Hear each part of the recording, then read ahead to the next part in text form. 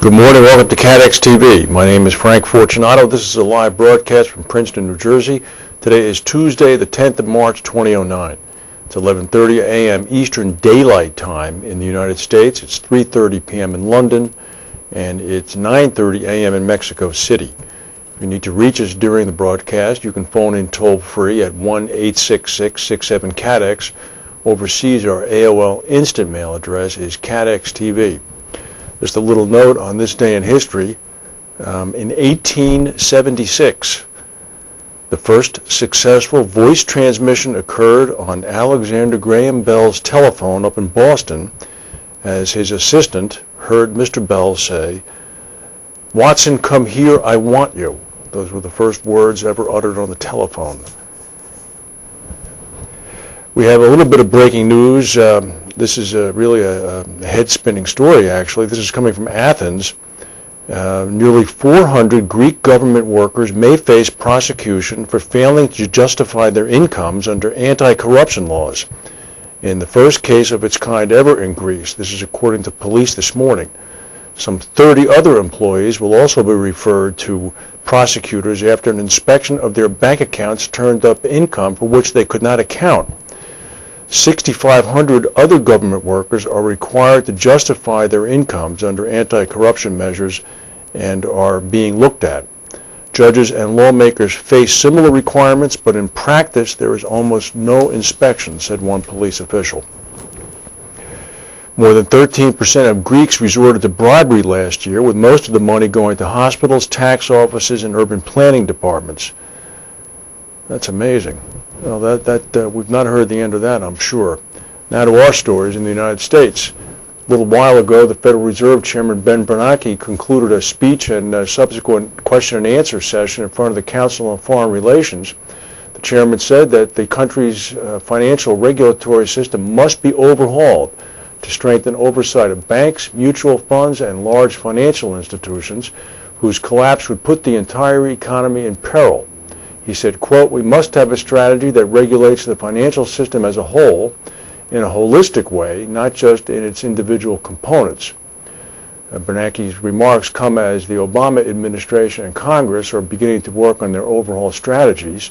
For the administration, critical work on that front will be carried out among global finance officials this weekend in London.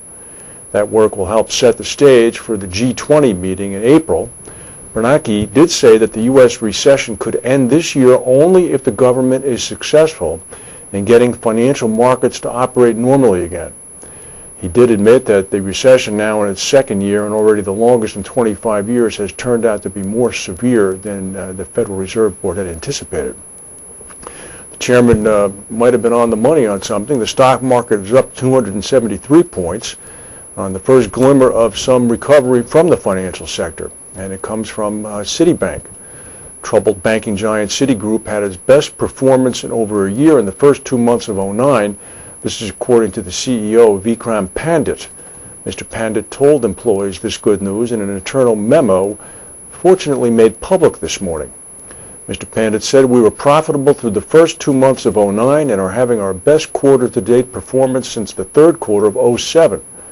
The memo was obtained by the Financial Times. After 5 consecutive quarters of multi-billion-dollar losses on huge credit-related write-downs, the bank generated over $19 billion in revenue in January and February, and this despite the economic turmoil and an uncertain future." The chairman, Pandit, the chairman of Citibank, attributed the profits to a partial thawing of credit markets and congratulated the bank staff for work well done. Under an agreement announced 2 weeks ago, the American government would increase its equity share in Citigroup to up to 36%. It will become by far the bank's largest shareholder. The deal, which calls for the bank to offer as much as $27.5 billion of its preferred shares, while federal authorities would match the exchange with up to $25 billion, is expected to make Citibank the strongest capitalized large U.S. bank by capitalization ratio. This according to Pandit. While the Federal Reserve is to conduct a test, this is the stress test that's coming, to determine the capital needs of U.S. banks, Mr. Pandit said, "We've done our own stress testing at Citibank using assumptions that are far more pessimistic than the Fed has outlined, and we are confident about our capital strength." Citibank is up about 28% now. It's up to, it's all the way up to $1.33. It still twists my tongue to say that, but it must be said. In other news, in Denver, Colorado, yesterday, a hospital complex and school were evacuated and 44 people were treated for toxic chemical fumes inhalation. This at the campus of the National Jewish Health Center. According to the staff, an inadvertent mixing of two common swimming pool chemicals released toxic fumes that caused the evacuation of several buildings. About 500 staff and students were evacuated. 44 people were sent to the hospitals for observation, not the Jewish hospital. National Jewish Health has resumed full operations as of Monday evening. According to a spokesman, the two chemicals mistakenly mixed were hydrochloric acid and sodium hypochlorite, both used to condition the water and keep it clean. In some marine news, in the Red Sea, a cargo ship has sank in the Red Sea, killing 3 of the 26 crew. 17 are still missing, the reports coming from the Egyptian Port Authority. Rescuers saved 6 sailors. They're still searching for the other 17. The vessel that went down was the Ibn Battuta. It sank in bad weather on its way from Egypt to the United Arab Emirates yesterday. The crew were mainly Sudanese, Indians, and Pakistanis. According to the Red Sea Port Authority, the ship had sent a distress signal early Monday while sailing near the Egyptian port city of Safaga on the Red Sea, and it was carrying about 5,600 tons of silica sand meant for manufacturing glass when it sank. In aviation news, in Belgium, investigators are probing, quote, faults, unquote, in planes detected during maintenance in Belgium, and airlines have been urged to recheck planes handled there. During internal quality controls carried out by Sabena Technics, faults were discovered, this according to the Belgian Aviation Authority. Because the deliberate act cannot be ruled out, police and the public prosecutor have been called in. Belgium's Air Transport Directorate has called on Sabena Technics to get companies involved to encourage airlines to submit to further technical investigations on all planes that it handled over the last 6 weeks. Extra security measures have been introduced for all planes being handled by Sabena Technics. The maintenance company is based at the main Brussels airport. It's a former affiliate of Belgian Sabena Airlines. It's now part of the French TAT group. And in the Gulf of the Persian Gulf, the Kuwait National Petroleum Company said this morning that it is now resuming shipping and export of oil that it had suspended during a severe sandstorm. According to the Kuwait Port Group, it said that temporary stoppage will not affect any oil contracts for shipment. The group said earlier today that a temporary halt had occurred due to a blinding sandstorm that had forced the closure of all Kuwaiti ports. However, the meteorological department indicated that the storm, which was coming from southern Europe, will now move to the southeast of Kuwait and cover Dammam, Saudi Arabia, and most of Bahrain, and possibly parts of the UAE.